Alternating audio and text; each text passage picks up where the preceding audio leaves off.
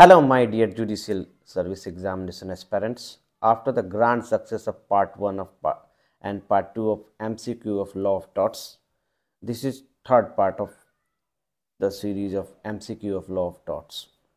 Before watching, please subscribe my YouTube channel, Law Warrior.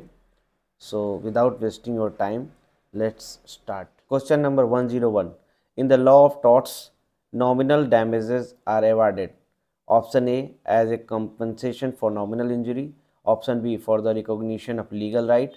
Option C for the recognition of human sufferings. And option D as a compensation for damages. And the correct answer is, in the Law of Torts, nominal damages are awarded for the recognition of legal rights. Next question, question number 102.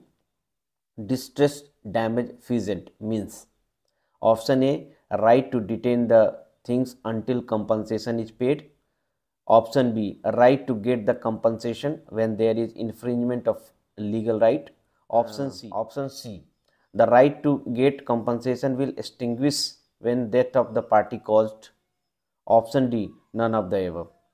And the correct answer is, distress damage feasant means right to detain the things until compensation is paid. Next question, question number 103. An unlawful interference with person's use or enjoyment of land or some right over or in connection with it is known as tort of option A, trespass. Option B, nuisance. Option C, negligence. Option D, conversion. And the correct answer is option B, nuisance. Next question, question number 104. In which case fundamental test for determining duty to take care was laid down? It's a very important question और ये बार बार पूछा जाता है. And the options are option A, Borhill versus Young. Option B, Dongue versus Stevenson. Option C, Hines versus Harwood. And option D, Haven versus Pender. And the correct answer is option B, Dongue versus Stevenson. Next question, question number 105. Malicious prosecution is a tort intending to protect option A, against abuse of legal proceedings. Option B, right of the police to prosecute the criminal. Option C, the accused against police excesses. Option D, the police against civil proceeding against it. And the correct answer is, malicious prosecution is tort intending to protect against abuse of legal proceedings. Next question, question number 106.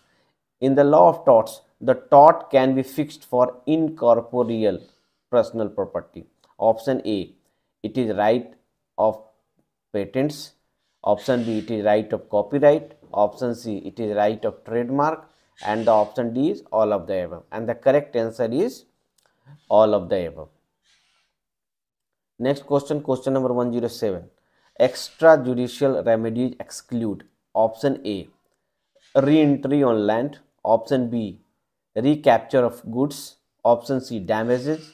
Option D, abatement of nuisance. And the correct answer is, extrajudicial remedies exclude option C, damages. Next question, question number 108. The liability of independent tortfeasors. Option A, joint only. Option B, several only. Option C, joint and several. And option D, neither joint nor several. And the correct answer is, the liability of independent tortfeasor is several only. Next question, question number 109. Remoteness of damage is determined by option A, the test of reasonable foresight. Option B, the test of directness. Option C, both A and B. And option D, neither A nor B. And the correct answer is, remoteness of damage is determined by both the test of reasonable foresight and the test of directness. Next question, question number 110. Which rules are necessary for the application of the maxim voluntary non-fit injuria? And the options are option A, consent must be freely given. Option B, act must not be unlawful. Option C, mere knowledge of the risk does not necessarily imply assent. And option D, all of the above. And the correct answer is, voluntary not fit injuria rules are necessary for the application of maxim, all the option A, B and C.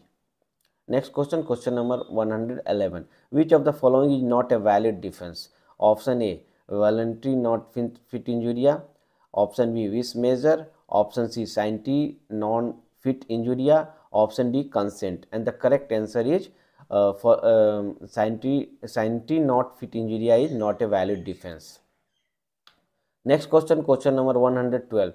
The writ of habeas corpus for procuring the release of a person wrongfully retained is issued by option A, the High Court, option B, the Supreme Court, option C, both the Supreme Court and High Court, and the option D, the Session Court. And the correct answer is the writ of habeas corpus for procuring the release of a person wrongfully detained is issued by both Supreme Court and High Court.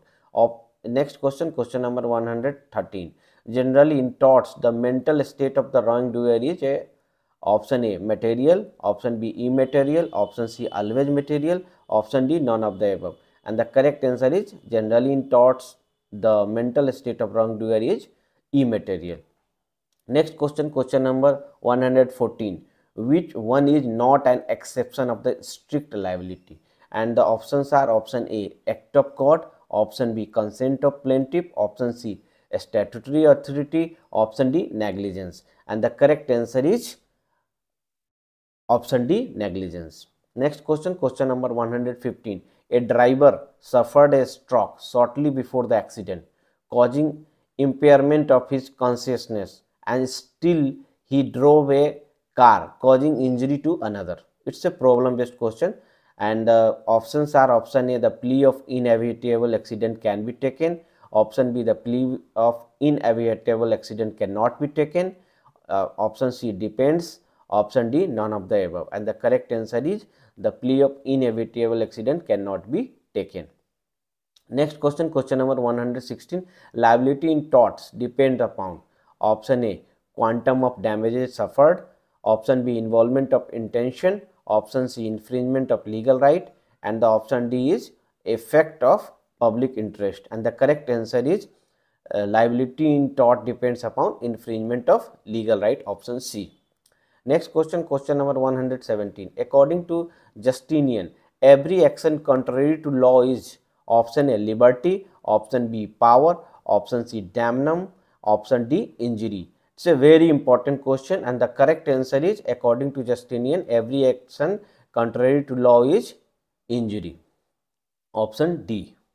Next question, question number 118. When negligence of two or more persons results in the damage to the third person, then it is said to be option A, contributory negligence, option B, composite negligence, option C, negligence, option D, joint tortfeasor.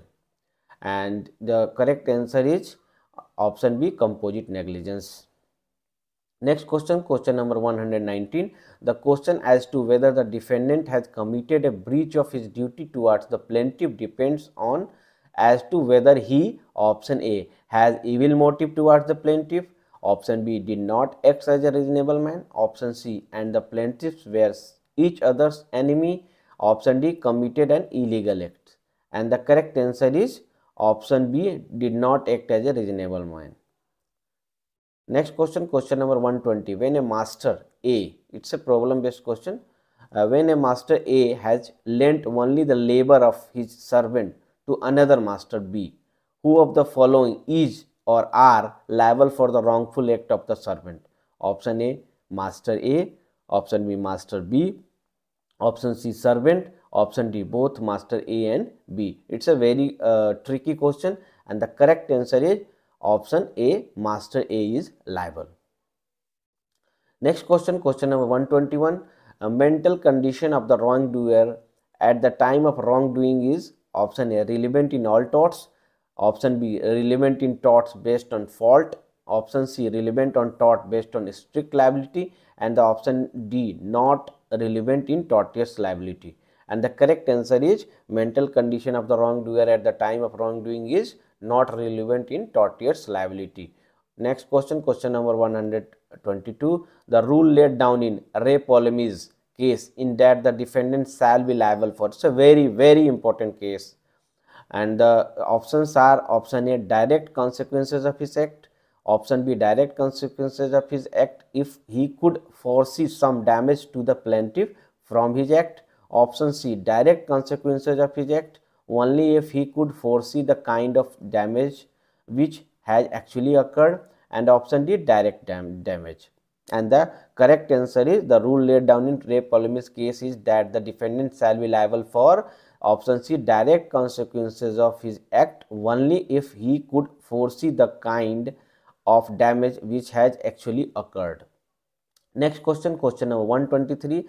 The liability for malicious prosecution arises when the proceedings are instituted before option A, judicial authority, option B, executive authority, option C, quasi judicial authority, and option D, both A and C. And the correct answer is, the liability for malicious prosecution arises when the proceedings are instituted before option A, judicial authority, and option C, quasi judicial authority. Both A and C, option D correct.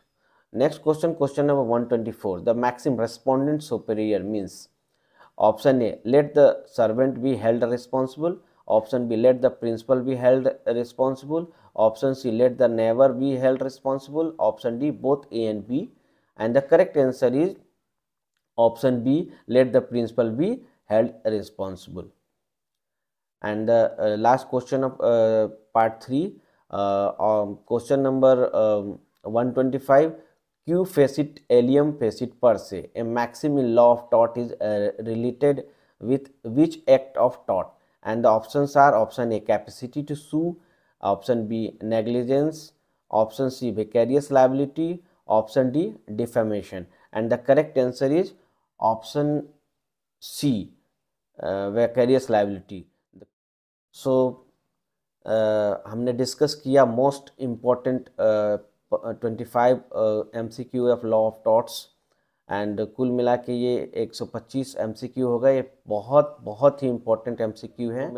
मैंने description box में इसका part 1 और part 2 का link दे दिया है, आप उसको वहाँ से पार्ट 1 एंड पार्ट 2 देख सकते हैं।